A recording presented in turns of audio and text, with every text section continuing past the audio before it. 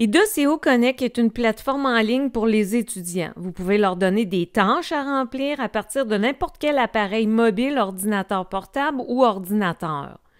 Vous pourrez ainsi recueillir des fichiers, passer des examens et sonder vos élèves. Dans la classe, vous allez dans le carnet de notes et vous choisissez « Plus » et vous sélectionnez IDECO Connect. Différentes options vont s'offrir à vous. Nous allons y aller d'un examen. Dans ma banque, présentement, j'ai des tests et examens de prêt.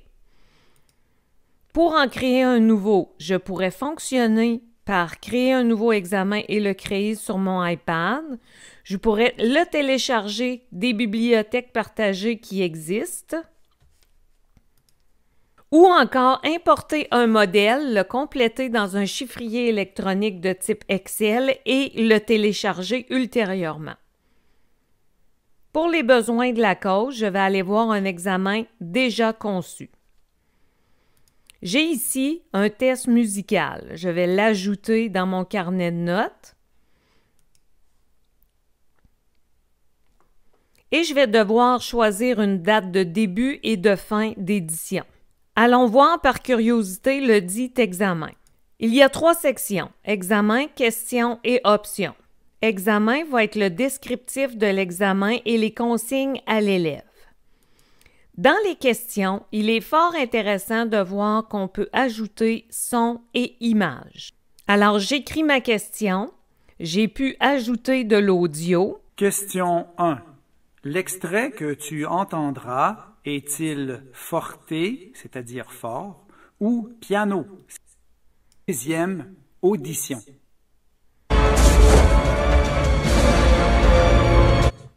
Il est aussi intéressant de constater que nous pouvons mettre une image dans notre question ou encore à chacune de nos réponses. J'ai coché ici la bonne réponse, ainsi mon examen sera autocorrigé et la rétroaction à l'élève sera instantanée. Elle le sera conditionnellement à ce que dans mes options, je montre la note aux étudiants. En effet, j'ai différentes autres options. Je peux obliger l'élève à remplir les questions dans l'ordre, ce qui enlèvera un suivant et précédent dans ses options à l'écran. Je peux limiter le temps de l'examen. Je peux faire en sorte de randomiser l'ordre des questions ou des réponses afin d'éviter tout plagiat. À gauche, nous avons la vue de l'enseignant avec son test et à droite, la vue de l'étudiant qui se sera connecté sur connect.ideco.net. L'élève devra entrer le code du test qui est 14960. Il devra ensuite cocher la case en dessous. Il peut s'identifier de son nom ou de son prénom ou les deux, mais habituellement, le prénom suffit. Il aura la première partie de votre examen, c'est-à-dire les instructions, et pourra écouter l'extrait. Alors, il écoute et il répond. Notez que la rétroaction en vert n'indique pas nécessairement la bonne réponse à l'élève pour l'instant. Il répondra à la deuxième question, évidemment après l'avoir écoutée, et pourra taper sa réponse.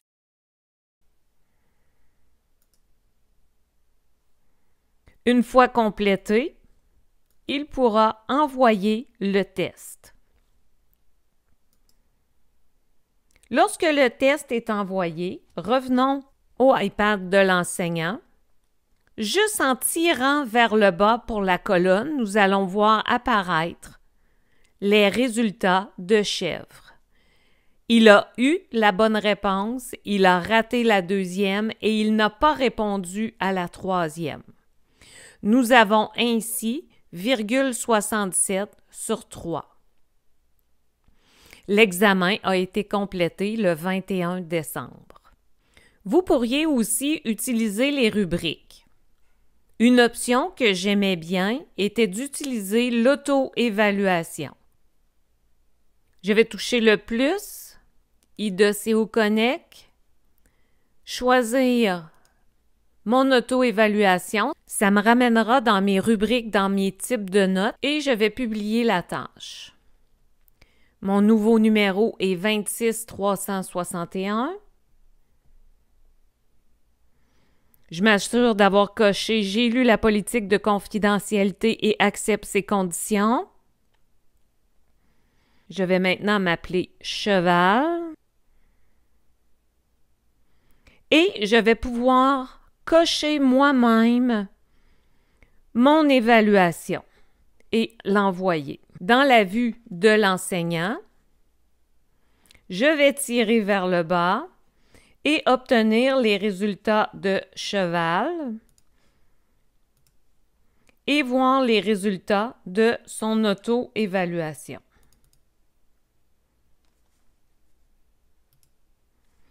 Je pourrais aussi faire une co-évaluation,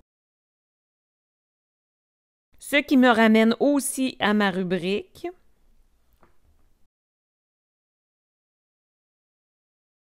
Et même si j'ai entré Lyon, on voit ici que je dois évaluer cochon, faire de ma classe. Alors, je dois évaluer cet élève-là dans ma classe. Et évidemment, d'autres élèves auront à m'évaluer. Je dois aussi évaluer crabe, cobra, rhinocéros, arfan. Pour gérer ces groupes, je reviens dans ma vue prof, j'ai sélectionné ma colonne concernée et touché l'icône Connect. Je vais choisir groupe pour savoir qui a été associé avec qui. Je pourrais décider de changer le nombre et ainsi avoir des co-évaluations de 1 pour 1. Je peux aussi les manœuvrer manuellement. Je peux enlever Wapiti, ajouter Arfan. Et il faut s'assurer, si on le fait manuellement, de ne pas oublier personne. IDOCO Connect peut aussi vous servir à colliger des travaux d'élèves. Nous allons choisir Plus, Connect et livraison de fichiers. Nous allons insérer nos consignes.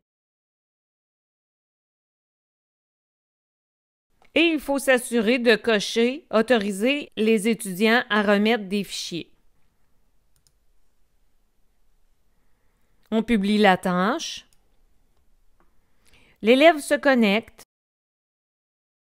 entre son identifiant et on voit qu'il pourra glisser des travaux. Sur une tablette, ce n'est peut-être pas l'idéal. À ce moment-ci, vous voudrez peut-être que vos élèves travaillent sur un ordinateur de table ou encore un portable.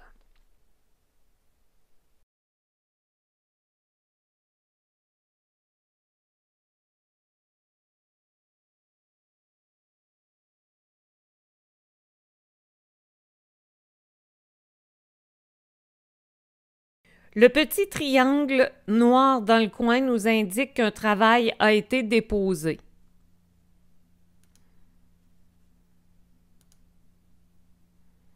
On pourra ainsi consulter le travail.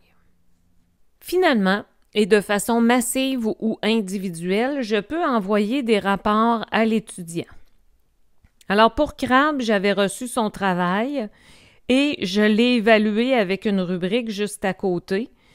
Je veux partager mes résultats, à supposer que je l'aurais fait avec tous mes élèves. Alors, je vais envoyer un rapport par email qui inclut seulement la colonne de ce travail-là. Le test ici, c'est le fichier que j'ai reçu, puis le résultat, c'est ici. Évidemment, j'ai une panoplie de possibilités en ce qui a trait à la sélection de différentes colonnes et des options. Je peux ajouter les annotations, en tout cas, de tout ce que vous voulez. Et si dans vos données de l'élève, il y avait un courriel des parents, simultanément, cela pourrait être aussi envoyé aux parents. Alors, je vais décrire le résultat du projet et je l'envoie.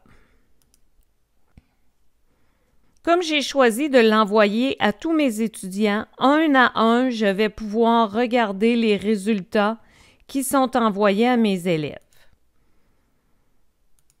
Je vais annuler cette opération pour envoyer uniquement le travail de crabe. Je vais appliquer un filtre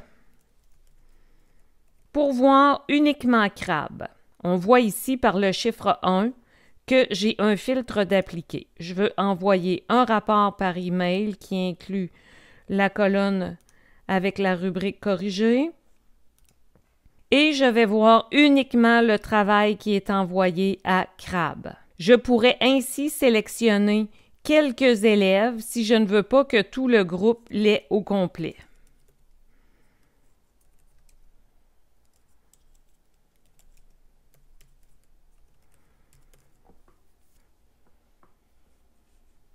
Dans le courriel de crabe, on voit que j'ai écrit à mon élève le résultat et il voit sa rubrique. J'aurais pu à la pièce ajouter des commentaires individualisés.